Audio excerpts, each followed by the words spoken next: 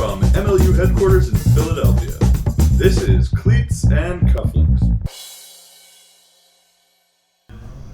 And we're back at Cleats and Cufflinks, episode 34. We think. We're the best of our knowledge. We're almost positive that it's episode 30. There may be a lost episode or two somewhere in there between 1 and 34, but right now we're going to go with episode 34. I got Greg Fallon joining me on the show here. Long-time listener, first-time guest. No, you've been here before. This is the second-time guest. I thought you were going to say long-time employee. Long-time employee, regular guest. Regular behind the camera. Regular behind Usually the camera, on, for on sure. the other end of this. Yeah, this is every now and then we like to flip things around, switch it around, though we never do put me behind the camera. No, please don't. Yeah, that's kind of a mistake. There are lots of buttons back there that you shouldn't A whole touch. bunch of buttons, and I love buttons. So yeah, Greg is in production for us, does a lot of the post-production work, replay stuff during live games, all kinds of good stuff. Yeah. Yeah, and we're going to talk a little bit. Roadie in a lot of Yeah. Sometimes Rhodey carries things. carries stuff, which is weird for Well, my what size. is it that Matt Gray says? Is that's what Half of production at is least moving half. stuff. Yeah, you're basically movers who occasionally. We have a technical film skill things. also. Yeah, I like that. But before we get into talking more about you, I'm going to talk about a couple of news items. So, Please do. as you may be aware, the season is approaching. Oh, I couldn't tell Yeah. by the influx of work. So it's somewhat rapidly approaching season, and as a result, all of our teams and the league office to some extent, we're hiring people to help us out with the season. So we're looking for game day staff, content writers to do reporting during the season on games, help out with some social media stuff, referees. Like, there's all these different positions where we're interviewing people, sort of shoring up the staffing that we do every year about this time. And so there's opportunities available for people that may want to come out and work for the league. And if you want to do that, you can check any of the team sites and the league site. There's a jobs tab or a career opportunities tab. Check that. You can see what we're currently looking for. And you can apply at work@mlultimate.com. And if you have an idea for a job that you don't see on there that we haven't thought of that you might want to come and do, let us know there as well. Send a resume, send a cover letter. We love do all new the things. ideas. We love new ideas. And it's funny you mentioned that because I actually got asked the other night. I got a Facebook message. A Facebook message, a digital requesting- message. Or not requesting, but asking if there were any job openings, if we were hiring at all. And There you go. So this is a hot commodity. Yeah, People want to work. People want to work in sports. They want to work in Ultimate, and this is an opportunity to do those things. So if you're interested in getting involved, come on out and give it a go. The other thing is as you go and you look at these jobs we have available, you'll notice that we have our web updates have happened. So new websites for the main MLU site, for the team sites. A lot of cool stuff on there. Player statistics, rosters from past years, box scores, all the things you can want. We've talked about it a couple times on the podcast already, so if you listen regularly, this may be repetitive, but go over there, take a look at them, let us know what you think. You can, of course, let me know personally at Nick Darling. You can send us a message, Cleats and Cufflinks at mlultimate.com, or ask questions at Cleats and Cufflinks. But we're looking for feedback on the sites, looking to know what you want to see more of, what you want to see less of, and if you see any bugs or issues. It's a lot cleaner of a look. It's a little sleeker. Oh, yeah, indeed. Yeah, we've really, I think, tightened it up, cleaned it up. I think it'll be a better user experience overall. We have great content. We want to give people a nice place to go look at it. I think we've improved that. Yeah, you need to showcase my work. Well, your work. Let's get into that a little bit. So you're on the Cleats and Cufflinks here today. Yeah. Lovely. Yeah. Oh, yeah. And that's putting you back behind the microphone, where you used to spend quite a bit of time. Year one, year two? 2014. We did a weekly show. Pretty much after you bought this equipment, I was like, I'm going to do one. Yeah. 'Cause you're going to make me do all the other work. And it had a very clever name, if I recall. It was very clever and not at all indicative of what the show was. Yep. It was just called the John and Greg Show because it was hosted by John and Greg. Well, that does actually suggest what the show was. That was that's sarcasm. pretty clear. Yeah. That was very much sarcasm. I don't know if it came So across. John and Greg show. It was you, of course, and Me? John Phillips. Me? I was John. You were John. He was very confusing. So we had John Phillips on there. John Phillips, 2014, summer 2013. He was a writer for us. Did some great analytic work on the games. Yes. And it was a good partnership you guys had. But he had to move on. Life called. I think It happens. Certainly understand that. It was a great experience. We had a lot of fun. We did one show on location, which that was at you the New still York haven't tryout, done. right? So yeah, we went up to New York and did a show from the tryout. Brought on a couple interviews. It was cool. So now I have to do that. Yeah, you have to just to keep up. Yeah. All right, I'm gonna take that into account. Matt, if you're listening, let's get that together. I'm sure he is. I'm sure he's cringing. Yeah, he's probably cringing right now. He's like, "Why, Greg? Why did you bring this up?" So John moved on. You did a short run of a second show. A 2-episode run of the Luke and Greg show. Yeah, not as successful. It had potential, but the recording environment before we built this studio was far too challenging.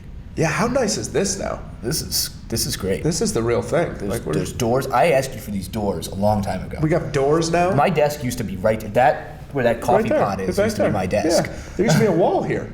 Yeah, you can't see it on camera. You can't see it on camera. There's a wall right behind us. So lots of changes. I love it. So now, are there any new shows in the works, or are you staying on the other side of the camera for now? As far as new podcasty type shows, no, we're not.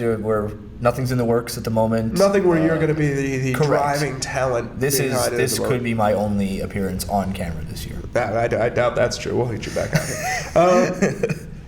So what is interesting, and I'm gonna lead into this a bit. So what you are working on is a lot of cool new content pieces. And I'm going to lead into this with a little commentary on players and the kind of environment we built here. So our shift in attention. Yeah. So from the beginning, we've while understanding that sports is a meritocracy, that obviously over time there will be certain players that are rewarded at a higher level than other players, based on their skills or their ability to draw fans to a game, et cetera, et cetera. There's also a certain base level of things that every player should get. And so when we first started, we tried to figure out, what are the things that we want to make sure everybody gets? We want to make sure everybody has a safe, comfortable way to travel, right? They don't have to drive themselves. There's no, renting cars and climbing in vans together and all that sort of stuff. We're going to take care of travel, make sure it's as safe and comfortable as we can. And we've gotten better and better at that. Our partnership with the U.S. Coachways has been a big help, and last year was great, and this year I expect to be even better. So that was good, right? And then we insure people. We want to make sure players have basic protection from the economic impact of injury.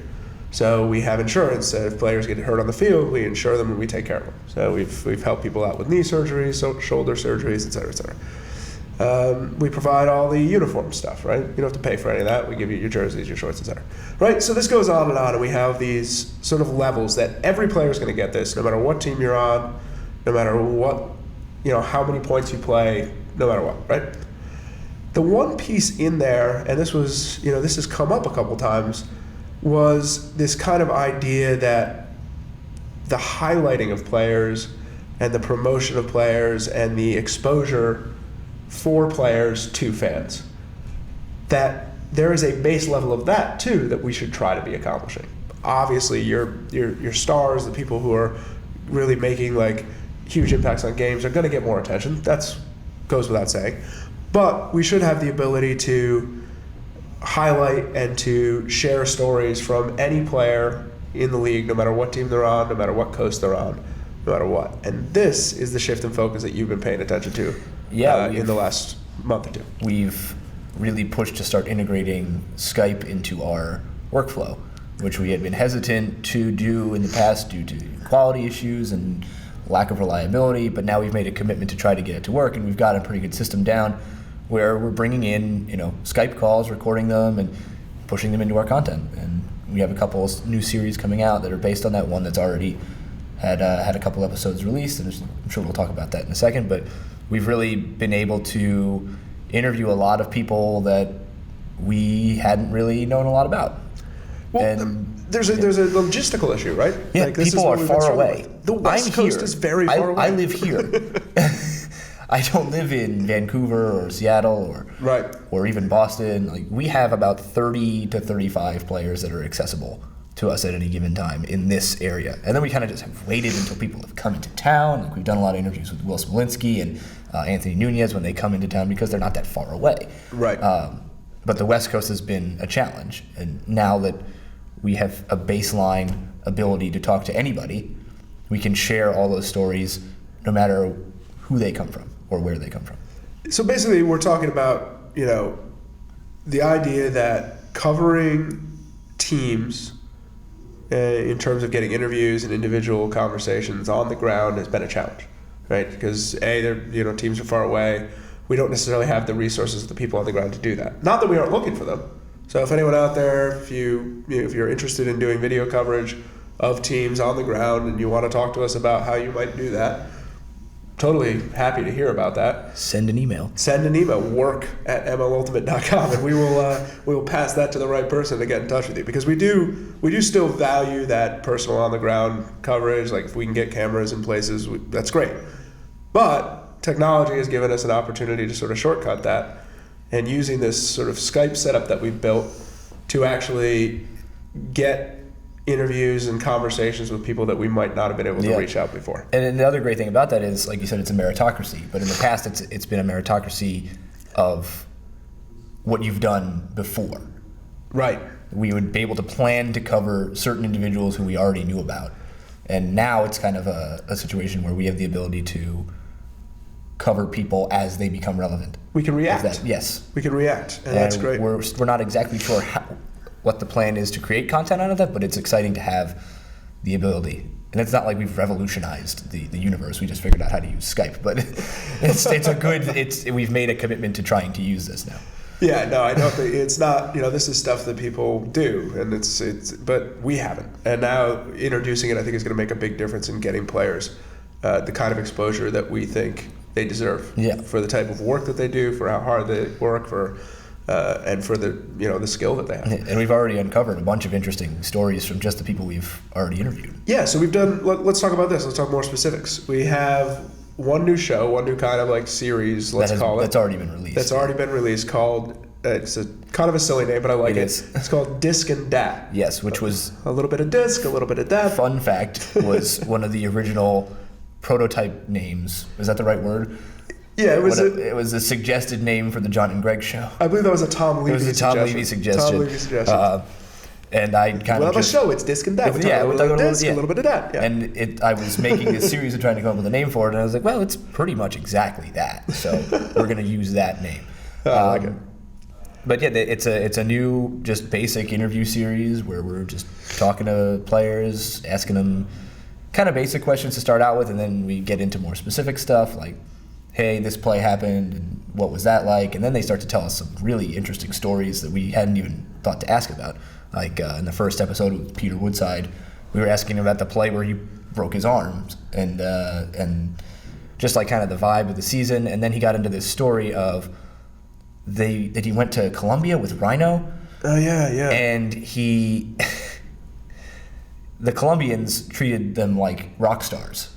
They love they Ultimate asking them for autographs, jerseys, all the and we the love stuff. you, Colombia. Colombia is awesome. Yeah, I want to go. We get so much internet traffic from Colombia. It's amazing. Yeah. But he went down there with Rhino, and they had seen Stag videos and seen Rhino videos.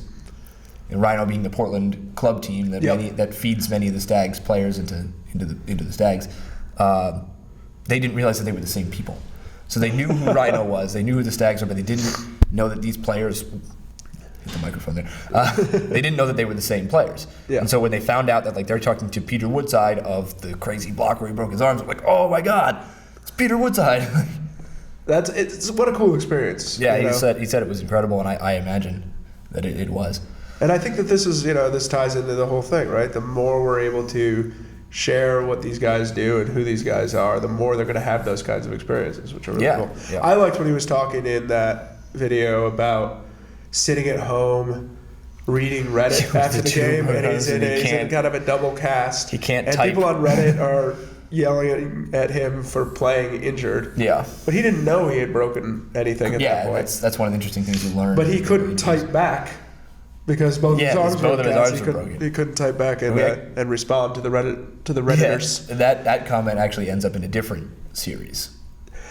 We'll get to that series. So before we get there, though, can you give us a little peek? Who else have we talked to so far for the Disc and Dad series? Well, I talked to Nick Hiernet yesterday. Okay. I talked to Delrico Johnson yesterday. Rico. We talked to Tim Jackson, so we really hit DC pretty hard. Yeah. We got Joe Freund out, who Joe Freund is going to be a star. Yeah. I have seen him. I have coached against him. He's at Virginia Tech now. He's a freshman. He's 6'4", and he's a big kid. He's a freak. So he's a freakish athlete, and his body control is what's the most impressive thing for a player of his age. I haven't seen him play yet. I'm really looking forward to it. I was very impressed with his the way he carried himself on camera and the way he spoke. He was very well spoken. Loves Smolinski. Been coached by him all the way through his career. Yeah, really looking forward to playing for him on the current. Just a big fan of him, and he says some really nice things about him. Yeah, he's had a very interesting story that he was, a practice player last year only because he was 17 years old and wasn't allowed to play. Yeah, our rules currently, you have to be 18 to play, as part of the insurance thing, all that sort of stuff. I feel like that's one of those rules that you make, and you're like, well, we just have to have an age. Yeah, let's just pick an age. But yeah, nobody under 18 is going to be any good anyway. So, and then this kid shows up. You're like, Yeah, okay. Well, maybe we need to look at that. Yeah. But it's kind of cool. I like that Smolinski has kind of been part of his development all the way through, because you have really this kind of academy sort of feel, right? I think Virginia Tech is the first place where he's played that he hasn't played for Will, which is interesting. I just picture Will down there, 10 years from now, and he's got youth programs just feeding into the current. They're just like making a powerhouse out of them. I love it. And we've also talked to Topher Davis, who had an interesting experience with he was calling the All-Star Tour, doing the commentary. He did a great job on that. I don't know if anybody saw that. That was the women's All-Star Tour, which was great. They went around and they played a bunch of games against it was really fun. Club teams. Did you go out to the one in Philly? I didn't get to make it, no, but a bunch of people from the office went. They said they had a fantastic time. It was really cool. Yeah, really I missed it though. Charlie McCutcheon from the Spinners was doing the the on-field announcing. That's right. He was like running around. It was so funny. Yeah, I mean they did a great job with the coverage, everything on that. That was a lot of fun, and Topher did a fantastic job. We should probably steal him from the team. Take him off the field. Too. The problem is he's good at it. Yeah. That's disappointing. So I'll leave it at those guys for now, but that's a teaser of what's to come on Disc and Dat. And this is just going to keep happening. I mean, you're just going to keep we just keep booking everyone you can. You talked to somebody in Seattle too. Oh, Henry Fan. Henry Fan. That's the one coming out next week. Love Henry Fan. That kid is really good. Look for Henry Fan coming out next week. Yeah, he's got some really interesting stories about him and Khalif and the celebrations they do in Seattle. They're so much fun. That one video they had remember they were playing... They were in England? They were in London during the Western Conference Final because they were in training for Team USA. That's right. And then, so they're watching the live stream of the Western Conference playoff. They have this video that they take, and they're trying to be quiet because it's 5 o'clock in the morning or something there. Yeah. They're like, are you serious? Are you serious? Wait, what? Are you serious? Underdog Seattle beats the Stags. We're going to Philly. to go to the championship, and so they're jumping up and down. We're going to Philly. We're going to Philly. I love that. On to our other series. Which was actually the impetus for coming up with a way to integrate Skype. Exactly. So we had this idea that, all right, we're 3 years in. A lot of stuff has happened. We've had some really kind of exciting moments. And the only way that most people have gotten to see these moments is sort of in the game. In the game, yeah. They haven't really gotten to understand the moments better. So we thought, is there a way for us to get the player's perspective on these moments and incorporate it and sort of explain why they're important and what happened? Yeah, so the new series is called Game Changers. It's coming out soon. I don't have an exact date, but it's coming. But it's coming. Sooner rather than later. Yeah. And it's basically a series of very short Major League Ultimate 30 for 30s. Little documentary style pieces with interviews of the players who were there and experienced the plays. In a lot of cases, the players who were in the plays or involved in the moments.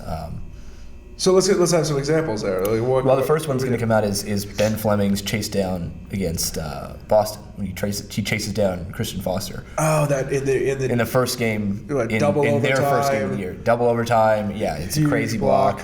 On a Jeff Graham throw, I think. Yeah. So he does a wonderful job describing it and really gave us good stuff to work off for the first episode of the series. Very cool. And then, like, what else are we looking at? Too? By the way, that block Oh, crazy. is one of my favorite moments. I was standing right next to it when it happened, and it was like, I remember when they throw it up. I'm like, there's no way. Maybe like, I should have interviewed you. That's game over. They were coming right at me. Yeah. You want to do a Skype call on that? Yeah, I'll recut the whole episode. Yeah, we'll just do a Skype call again. It was fantastic. So what else do we have? Like, you give us a little, like, just teaser. Yeah, well, we're gonna have John Wodach's Callahan against the Spinners. Oh, that's really great. You did something really cool for this. Yeah, we interviewed I almost called him Ian Callahan.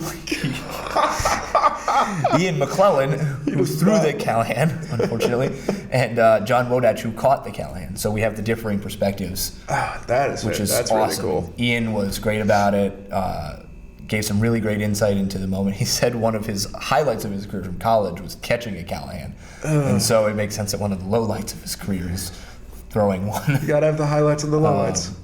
Yeah, but they do a great job describing that, and that episode's going to be awesome. We have the Spinners beating Boston in Boston for the first time.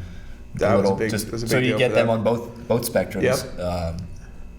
We have Peter Woodside's block where he's breaks his arm, the like, ESPN one, yeah. Monster block. Oh, that was beautiful. And there's a couple more in the I was works at that as game well. too. There's the Western Conference Final is going to be one. Nice. Just the whole thing. Yep. So yeah, there's a lot of interesting stuff. We're still trying to come up with some more. That's a little teaser of what we have. We'll take in the suggestions works. on that too. You can Yeah, give if you want to see Greg suggestions. yeah, tweet me at frisbee_Greg. And that's just the character underscore. You don't spell out underscore. Yeah, just the little, that would be the silly. little character. So frisbee_Greg, give him a tweet. Let him know if you have ideas of, like, moments you remember that you'd like the players' angle on, and we'll see if we can make that happen. the guys have been very responsive about it.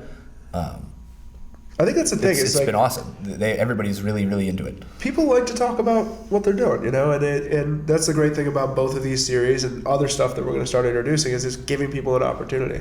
I mean, how many times have you been after a tournament, like, talking to somebody about a play that they made and said, like, oh, you know, and they're explaining, like, what they saw and how they did it. It's such a cool insight. Some of the best moments playing Frisbee are actually, like, at the restaurant or the bar after the game with your teammates, just talking about what you just did. Yeah. And just reliving it in that sense. So we're taking that a little bit and bringing it into professional spectrum and doing some fun little video pieces on it. I like this. I feel like maybe we should shoot this on location in bars now that you mention that. I don't think we built this nice studio. Yeah, I know. You're probably in the right. process of building this nice studio. You're probably right. I don't think we should uproot the entire operation right now. The last piece of all of what's going on right now, so we get these great shows, and that's awesome. I think the other thing that's been really cool lately, though, is we have a massive library of content now because we have 3 years of games. Of stuff. You know, that's 129 games. It's a lot of games. Yeah, so tons of game footage, and you, along with Connor Lyons, yes, who's just been awesome. a great add to our team. Can we quickly run through the story? Little backstory. Yeah, Connor Lyons' backstory. He was an intern working in the shipping basement. Packing stuff into boxes and sending it out. The shipping basement sounds terrible, but it was kind of what it was. It wasn't really a basement. Actually, it was the first floor. First floor warehouse thing in our last office. He was shipping. He was packing stuff into boxes and sending it out and labeling things and shrink wrapping posters. We had developed a graphic system for the live production that just pretty much required someone who knew Photoshop to operate. But we didn't have that. We didn't have. We had people who knew Photoshop, but we didn't have an actual other stuff. Yeah. So Matt Gray and I went into the basement and just like kind of shouted out for interns, "Does anyone know Photoshop?" And Connor was like, "Yeah, I know Photoshop pretty well." And he never worked in the shipping basement. Yeah, just brought it on. You guys stole him. He became one of our guys, and now he's helping me go through the old footage and. You guys stole him, and then packages were late from then on. Yeah, now we're. no, we got it back on our control. And now we're building what we're calling the clip bank, which is just taking all of the highlights and putting them into little clips so we can use them easily in other pieces and just pump them out onto Facebook or YouTube or wherever it is we want them to go. Well, I know that our content team is loving. I know Garrett and Tom Levy are both loving the fact that they can search through this clip bank, find the types of clips that they want. incorporate them into articles. And now we're just social pumping media stuff posts. out. And now it just comes out.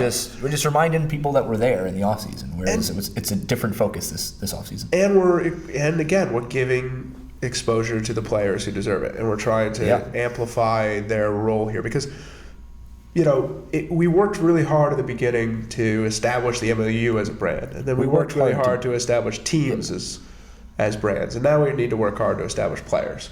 We've done a great job of building up what's going to happen, and now we're taking a focus of building up what's happened. Yeah, I like that. Exactly. Everything from statistics to what we're doing with video to the new websites, content development, it's all pointed in this direction.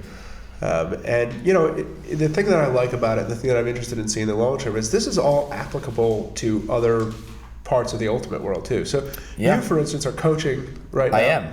I am with Himalaya Meta of the Philadelphia Spinners and another guy, Brett Wall from Penn State, who's now a Temple grad student. We're all coaching Temple together. Temple, shout out to your team, right? I'm working the offensive side, and Brett's working the defensive side, and we're just having a really great season and really getting ready to kind of make a name for our program. Awesome. Well, we'll be keeping an eye out on your Twitter feed for reports on how your team's doing too. So. Yeah. They like to tweet stuff about me, and I'm sure they do. There's some videos out there of our highlights with me doing some. Do you get a little fiery on the side? I get a little fiery. There's some words that I don't want here. So not safe for work. No, Greg Fallon coaching videos. Yeah, don't look those up. Yeah, all right. The kids love it though. Oh, I'm sure they do. The college kids they get so amped. I'm sure they do. But yeah, so you're loving the coaching. Yeah, actually getting ready to go against Daryl Stanley. Oh, the new yeah. head coach of the Spinners, who's coaching Penn, so that we've been smack talking back and forth because we're in the same section, and that's going to be exciting. They're trying to not play us for as long as possible. And we're trying to play them. Are you guys pretty good this year? I think we're going to be very, very good. Wow, we have some really exciting freshmen. You building us up some future MLU players? You guys can take them if you want them. We might need a few. You never know. There's some guys who certainly have some potential to be transcendent talents, I think. I have this very big thing, particularly lately, where it's just there's no age barrier for talent. We're seeing so much young talent come up all across the country. We had this year 10 or 11 kids come in with high school experience.